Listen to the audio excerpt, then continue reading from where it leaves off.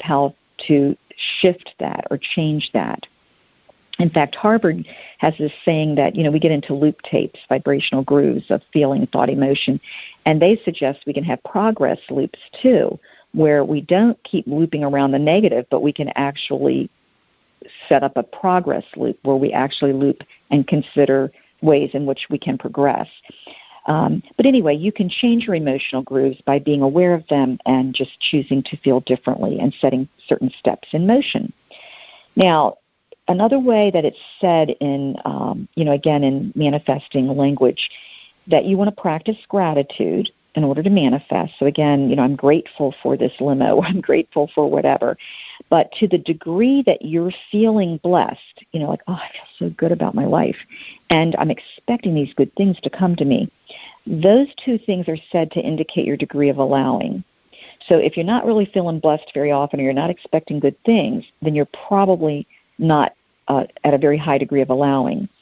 And inversely, to the degree that you do not feel blessed, or you just are not expecting good things, this would indicate what is called your resisting or your resistance.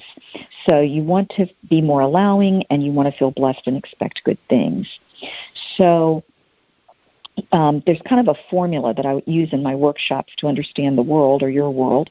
And the formula suggests that we do have creative response to everything.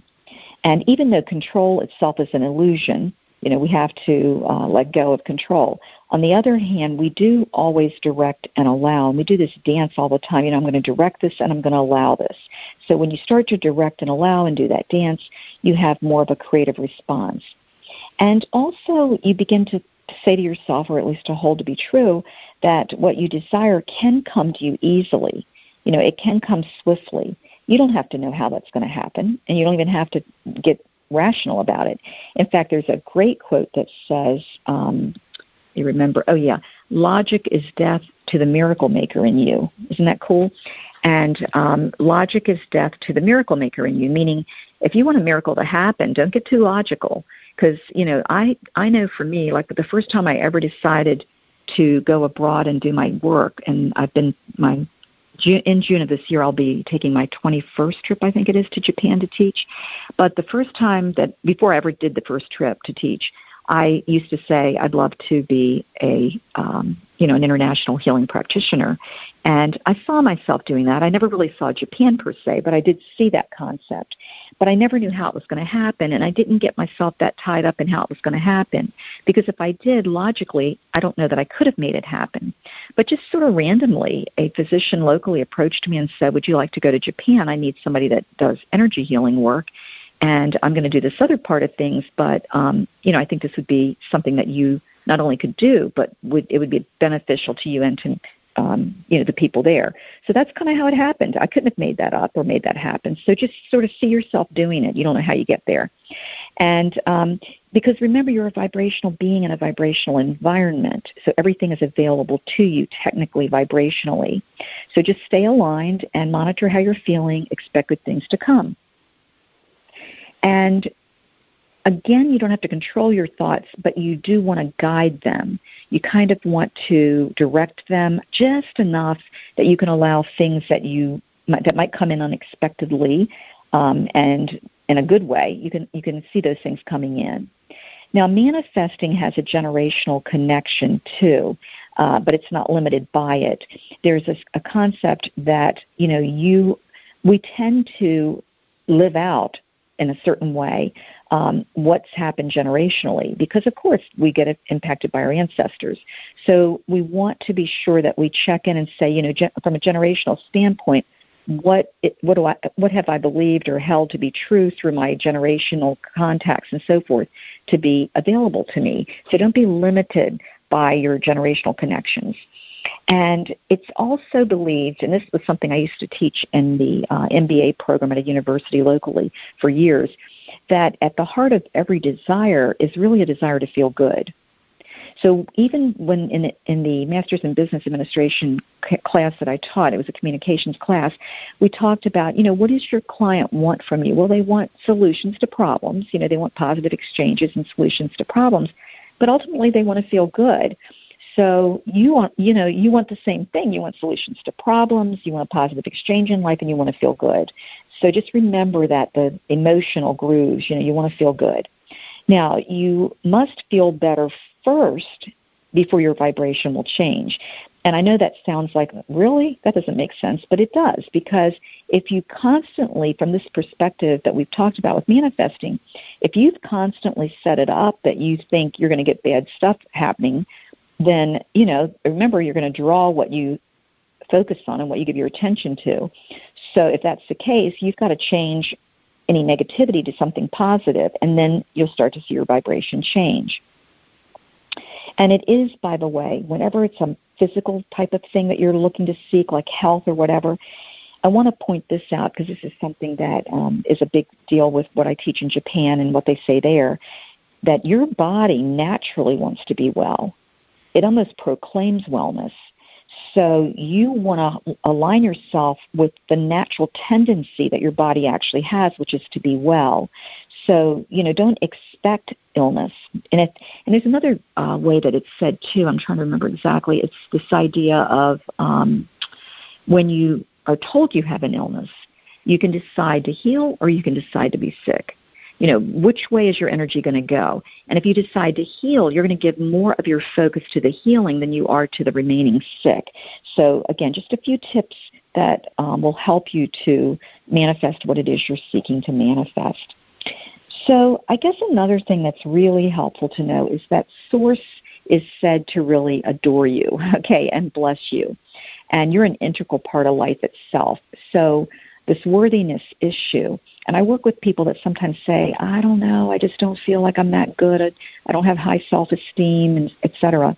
Well, let's change that, is my response to that, because Source actually blesses you and adores you, and you're part of Source. Remember, that was one of the universal principles. So, worthiness, yeah, you're worthy of anything that is good. And throughout your lifetime, you're always going to be evolving and changing, hopefully. Nothing is static. So the more you get in a state of flow, the more wonderful things can come to you. You don't have to be, there's no sentence in life that says you have to constantly be this or that. You will always be desiring, and you'll also always be changing, and just allow that to happen. I guess the good and the bad news is because you're always evolving, you never actually arrive, okay? So, it's our eternal nature to be in a constant state of becoming, and just expect that is, in fact, the case.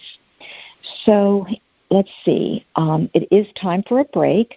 I'm Dr. Cynthia Bischoff, your host for Heartliving with Dr. Cynthia Bischoff, and Dream Vision 7 Radio Network is the media partner for Omega Institute. So for more information, you can go to dreamvision7radio.com. We'll be back shortly for further tips on saying yes to a great life. Thanks so much for listening.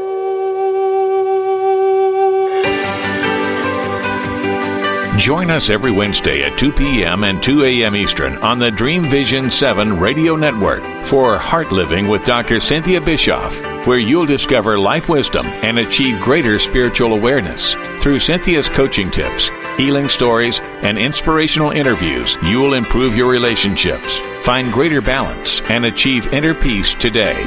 Join thousands who've transformed their lives through Heartliving. EDECIA is a U.S. nonprofit dedicated to the dream of ending childhood malnutrition for millions of children around the world. Through the manufacture of Plumpy Nut and other nutrient-rich, peanut-based, ready-to-use foods, EDECIA has already delivered life and hope to nearly 1 million children in over 26 developing countries. To find out how you can join EDECIA's dream of ending childhood malnutrition, please visit edeciaglobal.org. Are you ready to live a more meaningful and passionate life? Through the principles of Heartliving with Dr. Cynthia Bischoff, international life coach and energy medicine practitioner, you'll delve into new theories, discover life wisdom, and achieve greater balance. Become inspired. Connect with Dr. Cynthia Bischoff through her Dream Vision 7 radio show, Heartliving with Dr. Cynthia Bischoff. Visit Cynthia's website at heartliving.com and like her Facebook page at facebook.com/heartliving for inspiration and guidance. Cynthia has helped thousands transform their lives. Let her lead you on a remarkable journey of the heart. After narrowly surviving the attack on Sandy Hook Elementary, first grade teacher Caitlin Roy DeBellis was left searching for answers that would never come. Eventually, she chose to focus on questions that could be answered. How do I make sure this tragedy doesn't define us? How do we get our control back? Those two questions led her to found the 501c3 nonprofit organization Classes for Classes. When gifts poured into their classroom, she decided they would help someone else by paying it forward and being kind. This developed into a social network which allows K-8 classrooms to connect so that every student in the United States can learn these crucial lessons. Classes for Classes' mission is to build students' social-emotional intelligence by connecting them to care. All C4C projects are crowdfunded. Any teacher in the U.S. can visit classesforclasses.org. That's classes, the number 4, classes.org. Sign up today. Ever wonder what it's like to have your own radio show? Well, wonder no longer, because you can dip into the radio airwaves by being host for the day on syndicated Dream Vision 7 radio network. It's a fabulous way to get your radio feet wet. It's an opportunity to market your business, modality, or book. Have a guest, mention a sponsor, and take callers. Or you may want to facilitate a lesson by going solo. It's up to you. Listeners can be online, mobile, in cars with Bluetooth, or listen through Amazon's Echo by asking, Alexa, play Dream Vision 7 Radio Network. For more details, go to dreamvision7radio.com and click on Host for the Day.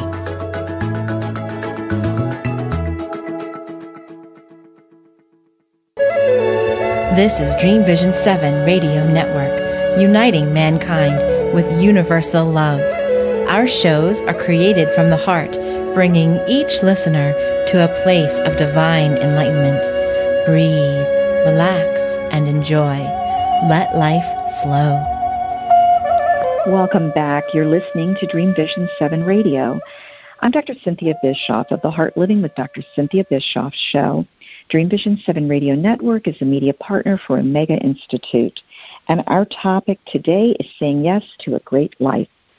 So we were talking earlier about, Source adores you, blesses you, and we're always arriving and in a state of becoming and all of that. And I want to add just a couple more tips, and then we'll get into some ideas about positive change. So every physical being, everybody is your partner on this planet, and we're all co-creating. So it's really important to recognize the concept of unity. And I think more than anything in our world today, with all the unrest that we have, it's so important to seek to come from a place of connection rather than separation.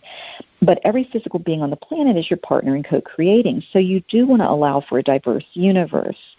Because if you fight against another, it is believed that you're actually splintering, or it's being termed fracturing yourself, And it isn't our job really to change others either. It's more our job, again, to embrace and to include. And that's true of not only, the co-creating process of the universe, but it's true of even if you're trying to heal your body and you have a shoulder that's bothering you, you don't want to continue to focus on separating away from the shoulder, which is what a lot of people do, but rather you want to bring it in. You want to love it, embrace it, include it, and then it starts to get better.